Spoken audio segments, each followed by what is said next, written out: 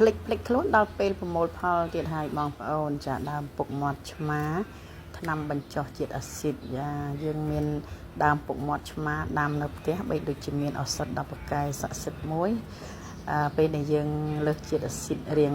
តឹងដៃតឹងជើងអីចឹងទៅពេលបងប្អូនហូបសាច់ច្រើនចឹងណាបងប្អូនពិសាដើមពុកមាត់ឆ្មានេះ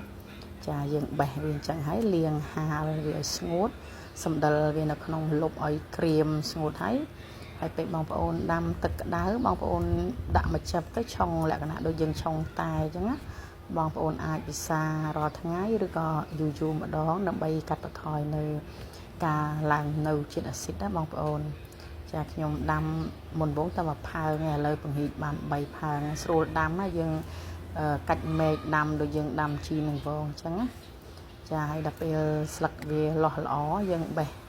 វាហាលថ្ងៃទៅបងប្អូនណាហាលក្នុងម្លប់ទៅបងប្អូនចាដូចលក្ខណៈដូចតែហើយនេះខ្ញុំយកពីភ្នំពេញទៅកាច់មែកយកទៅដាំនៅស្រុកកំណើតខ្ញុំហើយឥឡូវក៏បានផលបេះស្លឹកវាទុកដែរចាហើយมันត្រឹមតែជួយបញ្ចុះជាតិអាស៊ីតទេពេលដែលយើងញ៉ាំជាមួយនឹងទឹកក្តៅដូចលក្ខណៈតែអញ្ចឹងវាជួយរំលាយជាតិខ្លាញ់នៅក្នុងខ្លួនណាបងប្អូនចាបងប្អូនសាកមើលទៅវាស្រួលខ្លួនហើយយើងមិនចំណាយលុយទិញថ្នាំអីច្រើនមិន